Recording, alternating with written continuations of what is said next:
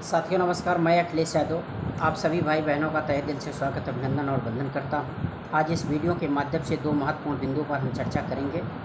Number 1 है LT में TET लागू और नंबर 2 है जूनियर परिषदीय उच्च प्राथमिक विद्यालयों में 9000 सीटों पर समायोजन के माध्यम से अवैधानिक तरीके से प्राथमिक के सहायक अध्यापकों का, जूनियर के सहायक प्राथमिक के हेडमास्टर का जूनियर के सहायक अध्यापक पर नियुक्ति देने का काम किया गया और वो भी लगभग 9000 पदों पर।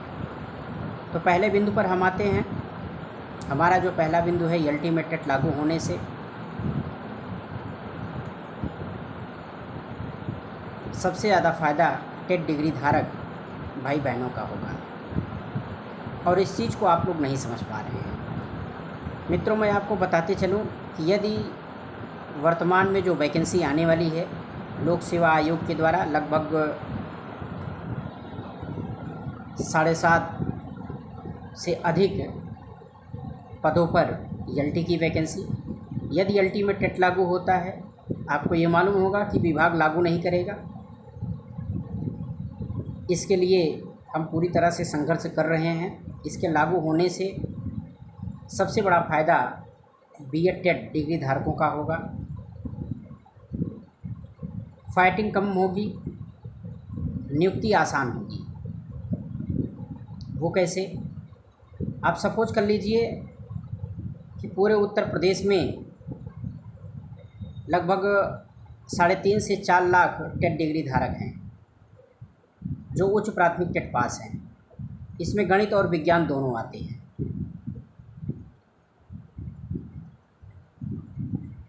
सामाजिक विज्ञान में लगभग 6 से 7 सब्जेक्टों का बंटवारा होगा, जैसे आपका हिंदी हो गया, संस्कृत हो गया, अंग्रेजी हो गया, सामाजिक विज्ञान हो गया, कला हो गया, कंप्यूटर हो गया।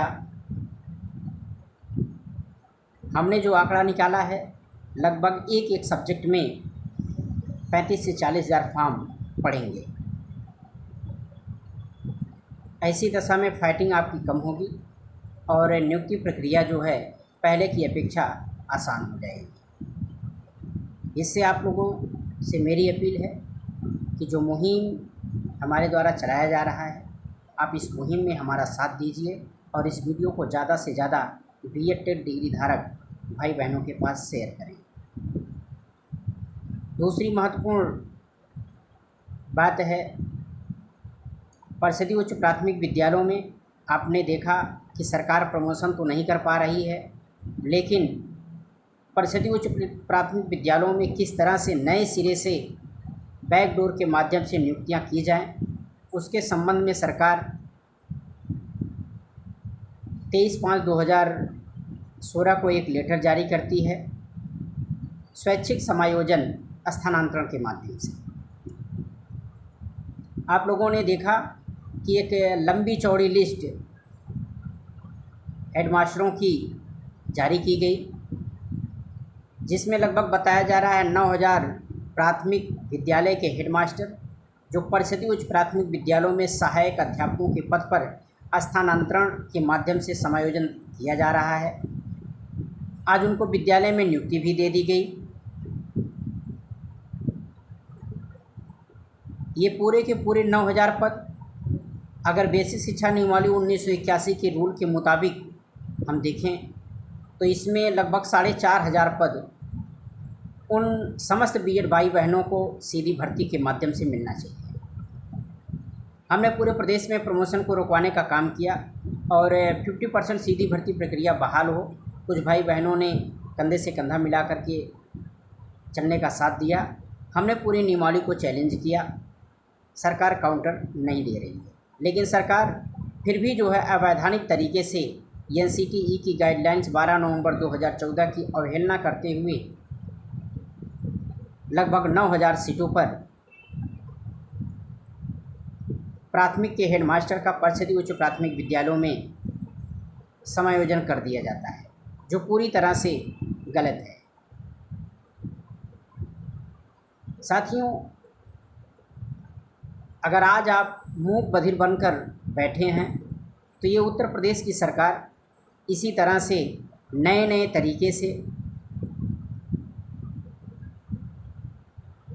परिषदीय उच्च प्राथमिक विद्यालयों में जो बड़े पैमाने पर पद रिक्त हैं, सहायक अध्यापकों का स्थानांतरण समायोजन करके नियुक्ति देती रहेगी, अगर इसके खिलाफ कोई आवाज़ नहीं उठाया गया।